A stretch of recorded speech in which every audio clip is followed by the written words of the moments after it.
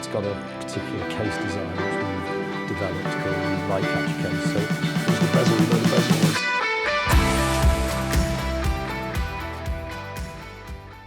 it's kind of nearly 12 months now since you arrived at this famous football club. You've said, if I'm not mistaken, there's at least 3 books in the first 12 months. Any thoughts on the titles? You know, when I came in, I mean, it's the inner need for better alignment through the club from top to bottom was quite obvious to most.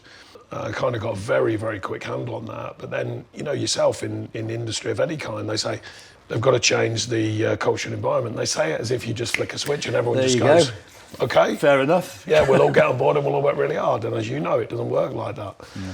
So the buy-in period, and then you're trying to obviously win, but the buy-in period to change that, then change the business plan, because obviously financially with the signings and stuff like that, that wasn't going to happen. And while that was going on, you've got all the media view, the fans kind of pushing back against the club. So you're trying to kind of manage the outside view and the inside view, but they're not aligned.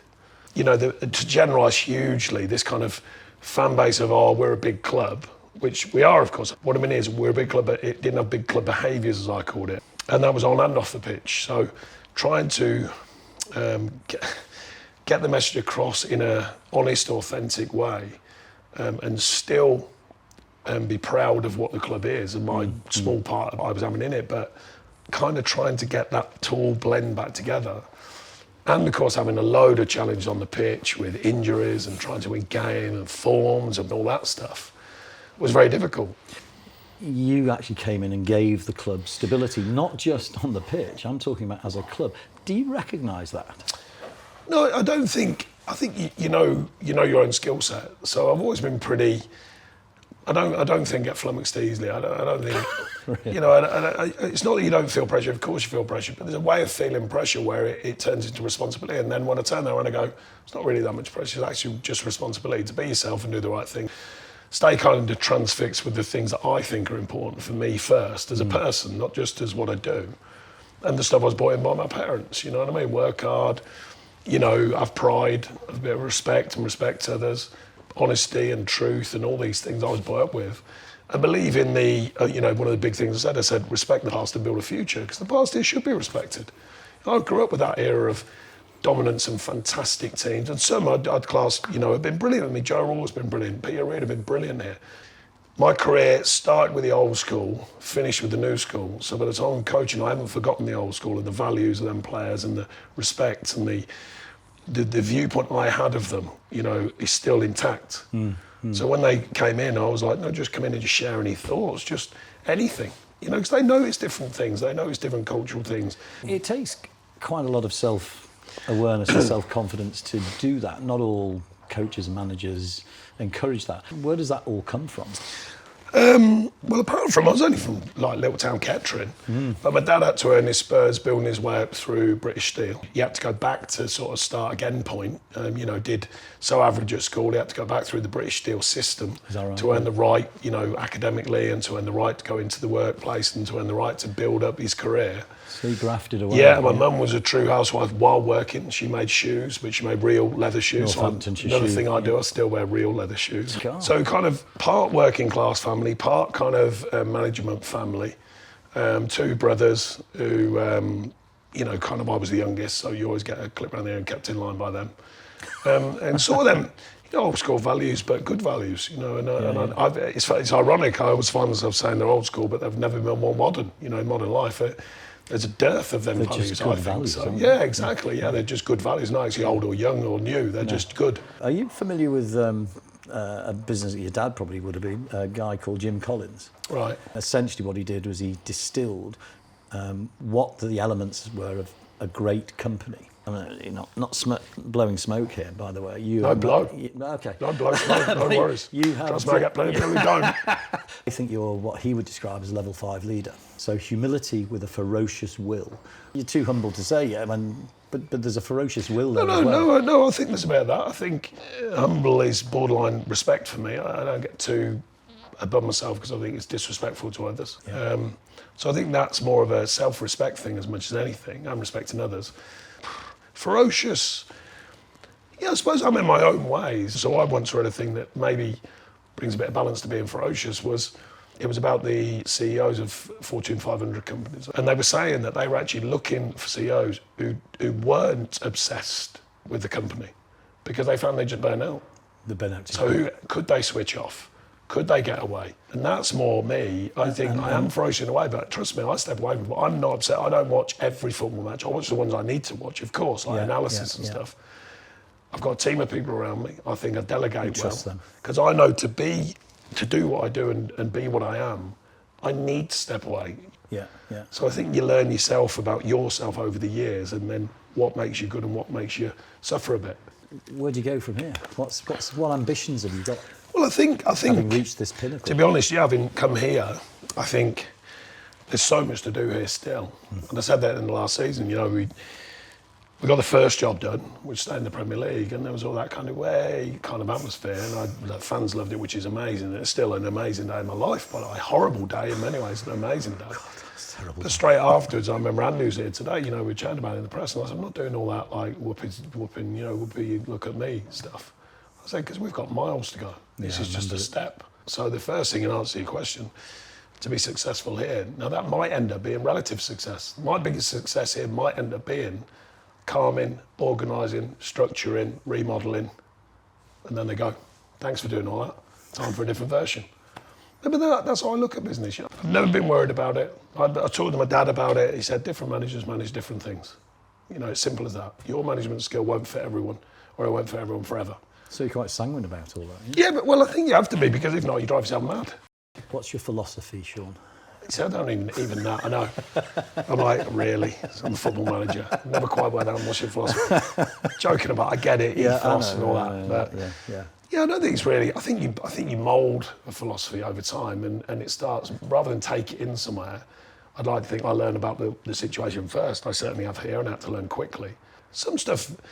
Do you think people some stuff hits you very quickly? Do you think people misconstrue you?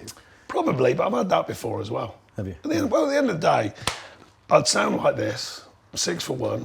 I've got a skinhead, and you get put in a box very quickly. Yeah. So, what is the point in fighting out of the box? I don't bother. I just do my bit, be respectful, and slowly but surely people go, all right. I don't think he's actually what we did think. Yeah. But I don't push all that. I just go, let them decide. That's ego stuff, and I just go, I'm not bothered. Every manager I've met has a different style. And I've never questioned any of them, because I know one thing I do know is it's a very difficult job. I'm not just saying it. Being a football manager, any level, by the way, is an incredibly difficult job. It's one of the rare jobs, not the only one, where people tell you what you're doing wrong. And you go, and I'll give you an example. I go, okay, just out of interest, what do you do? And they go, I'm a plumber. And I go, right, so I've been doing this for 37 years, but you know more about it than I do. Yeah. I think there's a belief in what you do, and it builds over time, and you can reference these things to I think part of the issue is most people associated with football only see the 90 minutes. They don't see. Yeah, I mean, I've had guests. I've gone and spoken at companies, and then I've invited them in. And most business people cannot believe what we do. They just go, a complex. Oh, they just go, we are blown away with the amount of detail and the minutiae which gets covered in order to get them players out there to try and win a game. It's complex. Most are like, it's very public. Yeah. Even if you're a board member, if you could be in a massive business, I'm sure you know many, non-exec director or have quite a big influence, and no one even knows. If you're in football, everyone knows. I mean, I think one of the hardest things in football ownership is a lot of these people come out of relatively nowhere, not financially, of course, they're well known financially in business circles, but not known in the greater view of sport. Suddenly they've got the... Oh, yeah, and the magnifying glass goes on, the heat goes on, the cameras and everything, and they start making these decisions for the fans and for, I've got to make the decision. And decisions that they would never make in their business life. Exactly that. Yeah. Google had a thing, brilliant basics, they used to call it. Before we worry about revolutionising everything, let's be brilliant at the basics. That's one thing I really did take value in reading that many years ago. And that's something that you instill through... Yeah, get the basics right and be really, really good at them, if not brilliant.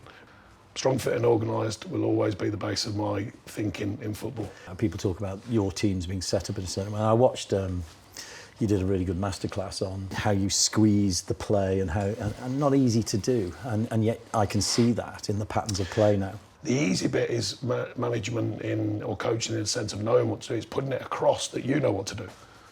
Because I know what to do in my head. Yeah. But how do I make you and 20 others and the staff all know what I'm thinking and make you see what I'm doing? So go on, how do you do it then?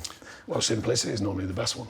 Chunking, as I call it, chunk it down, and simplicity. Give it in a format, and they go, all right, yeah. And then trust comes in, and you go, right, do you know your responsibility? You know your job? And they're like, yep. But you're allowed to work from that and go and be yourself, yep. Simple is genius, without a doubt. At the end of the day, you've got to remember, I'm talking about football. I'm not talking about, brain surgeons. No, with all due respect, you're talking about team belief, team planning, team organisation. I've found that too much information becomes discombobulating. Give them enough, but not too much. So what would be your perfect sort of balance of team? I mean, and how far away do you think we are at Everton from that sort of... It's hard to... I mean, in the ideal world, you want a team that have fight, strength, organisation, but you want a team to have the freedom to explore what they are as an individual from that. I notice you don't have much of a social media presence yourself. I've never been on Instagram. I'm not against it. I always have to clear this up because for years I got hammered about social media saying, he's against anti. I'm not anti-social media at all. I take part in other people's social media, pictures and stuff like that. And I've absolutely no problem with it whatsoever. And I swear, I always said one day I'll be on some kind of platform, probably when I give up football or whatever, if someone wanted me to do something. My kids keep themselves private as well. Family keep themselves private. The amazing side of it, get a message out quick, emergency messages, charity, family who are distant, some incredible stuff as well. So if you ever give up this beautiful game... I'll be giving up. You'll not be... I'll not be doing this. You'll not be an influencer, no? Doubt it. No? You never know. I think there's... life opens up new opportunities. I think a watch podcast could beckon. Well, possibly. We can put in a word. We'll get you on ours. I doubt that'll happen. But you never know. I'm open-minded about the future. Fantastic. Thank you. There you go. Top man. Good to meet you anyway. Yeah, good to meet you. Thanks for that. And thanks for everything you're doing for the Blues. Thank you. Take care, everyone. Cheers. Cheers.